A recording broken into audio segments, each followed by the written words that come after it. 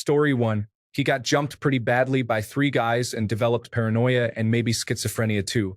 A couple of years ago, I was visiting him, and one day he went out to grab some food. Everything was fine. Then he came back home. I opened the door. He pushed it open, baseball bat in hand, and before I could process what was going on, he tackled me through a glass table, then tried to hit me in the head with a baseball bat.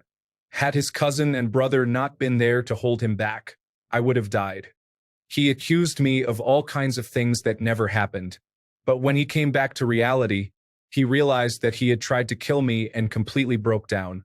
I forgave him right away because I knew it was a mental health episode, but he never forgave himself and stopped talking to me out of shame. Heartbreaking, to be honest. He was my closest friend for 18 years. Story 2. Was playing Call of Duty one day with him. The last thing we ever talked about was how the next day we would be back on. Never heard from him again. He hasn't responded to one message, and from what I've heard, he is doing fairly well. Most people would know what they did wrong and probably not admit it when asked why by others, but I genuinely don't know what I did wrong. If my life depended on knowing why, I still wouldn't be able to give an answer. Now that it's been a year, I've switched from being sad to actually becoming mad.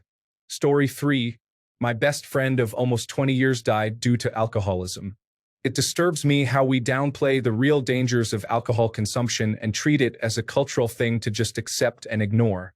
I miss him every day and wish I had gotten him help while he was still here. Story 4. She had a terrible relationship with her own husband and was always criticizing him and picking fights. I tried to mediate where I could and support her when she was actually in the right. Once, I threatened to leave her child's birthday party if she didn't stop being rude to her husband in front of everyone. The final straw was when I got married. She let us have our wedding in her backyard, helped me with the decorations and everything, and was always happy for me finally finding someone. Then she started crossing the line and making fun of my husband to me and also in front of both of us. After the second time it happened, I told her if she didn't stop, then that was the end of our years-long friendship. She thought I was joking, but it's been 15 years since I cut her out of my life, and I'm better for it. Story 5. My best friend fell out of a 3-story window while on ketamine. He didn't die then, but he broke 7 vertebrae. He went through several neurosurgery operations and was able to walk. He DJ'd at my birthday party 2 months after the accident but was on several medications for pain and nerve damage. About a year later, I received a call from him. He had just gotten out of the hospital and was begging me to pick him up. He got into an altercation at a bar where a bouncer broke up a fight between him and another patron. I guess my friend was hitting on the patron's girlfriend. The bouncer walked him outside and proceeded to beat him severely. He got knocked out, woke up to cops surrounding him, and freaked out. They tossed him and knocked him out again. The emergency medical technicians arrived and thought he had been hit by a car. He was in such bad condition.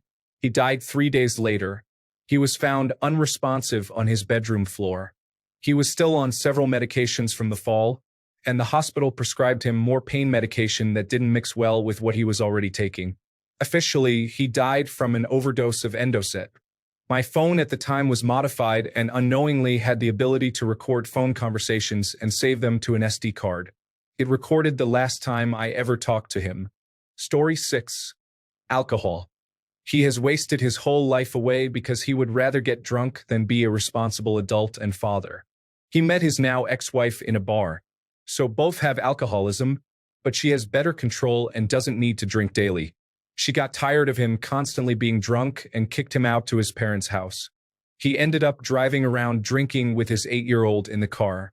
He was lucky to have no criminal record, a decent enough attorney, and an ineffective judge who didn't throw the book at him.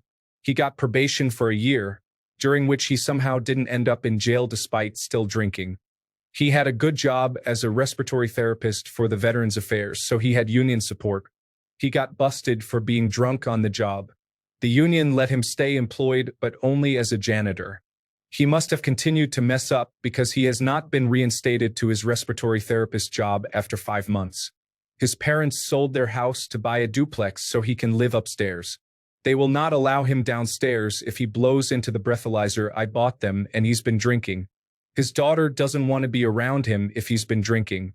Monday was his daughter's 10th birthday, and he started sounding more intoxicated and blew a 0.19. I told him if it wasn't her birthday, I would take him outside and bash his face in. He still drives intoxicated because when he leaves work, he will stop at the liquor store, pick up a pint, and drink it on his way home. I have contacted the local police and given them his car information so he will hopefully be stopped, arrested, and then end up in jail for a few months. Story 7. She and I had been best friends for years. Her boyfriend never treated her well, so I was always there to listen to her vent. I never really brought up my problems until one day when I needed her. I was struggling with depression and anxiety and needed to vent to her for the first time ever. Her response was, "You're not the only one with problems," basically telling me to get over myself. To say I was devastated hearing that would be an understatement. I had listened to her complain and cry about her boyfriend for years and never made her feel like she was bothering me. But the one time I had issues, she couldn't be bothered to listen to me. So, I pretty much cut her from my life after that and moved on. She never made an effort to try to fix things. 6 years later, I reached out and messaged her, and she thankfully messaged me back. We talked and made amends somewhat. She planned to visit my city over the summer, and we agreed to meet up. I was so excited. We kept in touch until the day of the meetup and then, radio silence. Nothing. I tried to excuse the behavior and assumed it was a crazy night for her, but she never followed up with me. All I got was a random message showing the location she was at, but she didn't respond when I asked why she sent it. She completely ghosted me. I haven't spoken to her for the last 8 years now.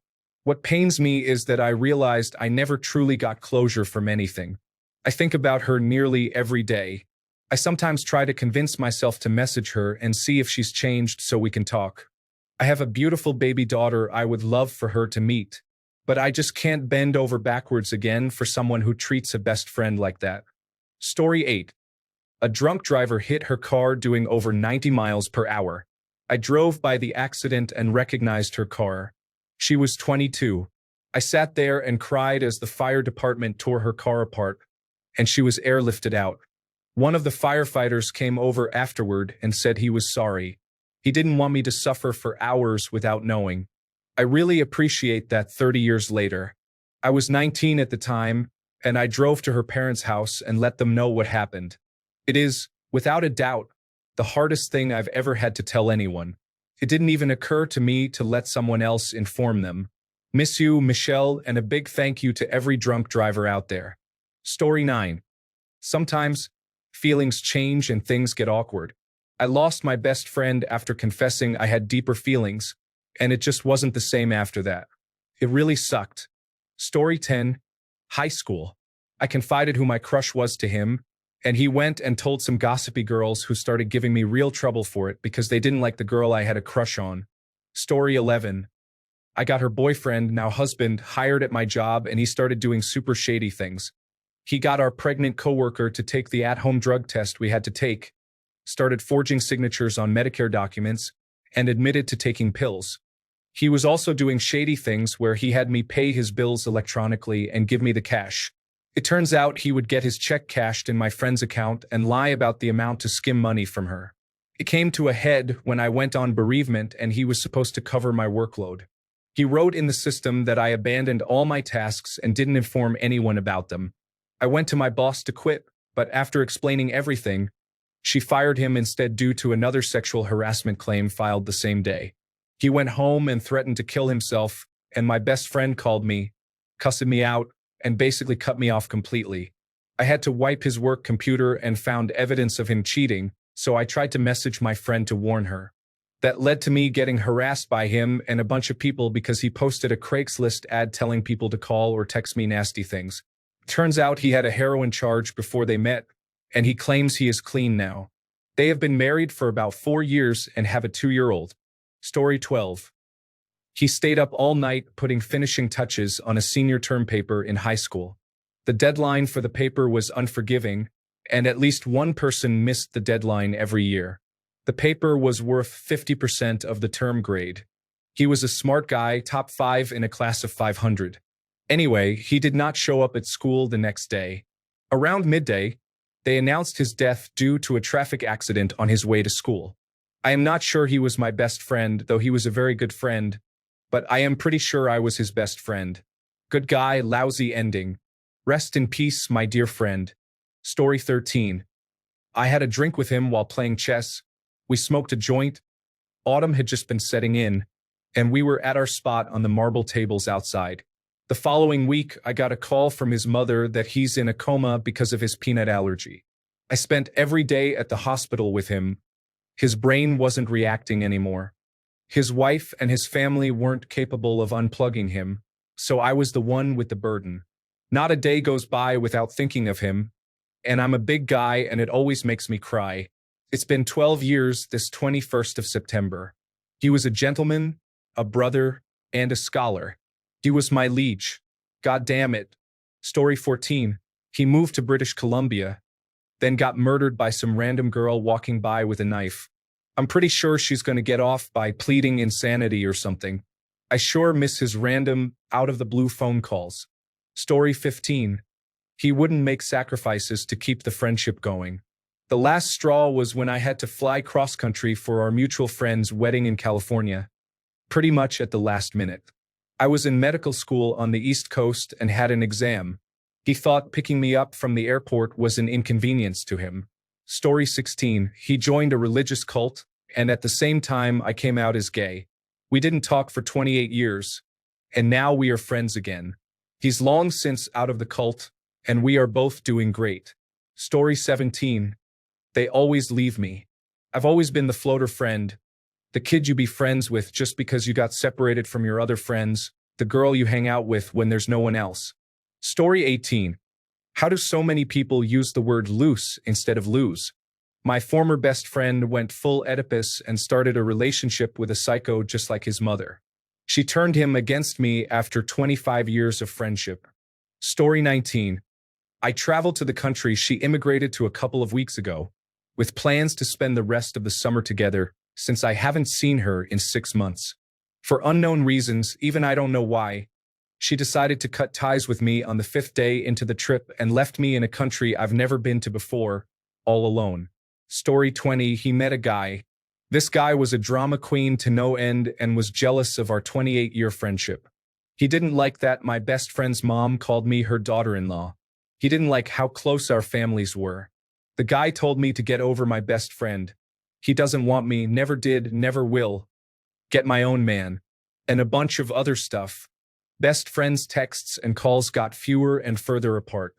He sent me a text on Instagram and said it's his new number. I texted, asked a bunch of questions only he would know the answers to. It was him. He answered everything correctly. Then nothing. Weeks later, the same thing happened about 4 times.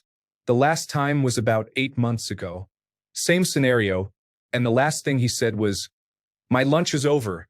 I gotta get back to work. Love you." And now, radio silence. The phone number he had given me is dead. Non-responsive on Instagram. All I can do is cherish the times we had and wish him well with this drama queen who has alienated him from everyone, including his kid. Story 21. I noticed that he never came to my place to catch up. I stopped going over to his place to see how long until he noticed. It's been 5 years now. Story 22. We would meet up whenever possible, but we were separated by half the globe and still managed to see each other for a few weeks a year, despite both balancing challenging careers and personal lives. The day before he tragically left this world, we were coordinating a last-minute ski trip to celebrate the first anniversary of his 40th birthday. I woke up the next morning to a flurry of texts asking me if I had heard from him, as he couldn't be located after a terrorist bombing near his combined office and house. I brushed these questions aside, as it had been less than 10 hours since we had just chatted. Given this flurry, I went to read about this tragic event on the New York Times website, and at that time, I broke down and didn't stop crying for days. While he was unnamed, his lifeless bloody body was the front-page photo detailing this tragic event, and I knew at that time that the world had lost a special person. I break down every time I think of him, but I'm so glad he was an integral part of my life for more than a decade. Rest in peace, buddy. Story 23. Took me years to figure out that I didn't lose him, He was lost and didn't ask for help. We were there for him through his struggles, and his struggles won. He wasn't weak, he was tired. I know it feels like it, but it is not your fault. They made their decision, not you. Story 24. When I was 12, my best friend called me a lazy bum who wouldn't ever achieve anything in life. I walked out of his house and never spoke with him again. Story 25. Awesome dude. We went paddleboarding and rock climbing all the time. We both worked at the same job. The job was literally down the street from his house, whereas I had to drive about 40 minutes to get there. Most of the times we hung out, it was after or before work, so basically, I was always driving out his way. Then I got a new job. I asked if he'd be cool meeting halfway so I didn't have to drive as far. He said it was totally cool. Then he canceled last minute saying he was sick, and I never heard from him again. One of the things I hate about American life is how our friends seem to be tied to work. You get a new job, you lose all your friends and start over.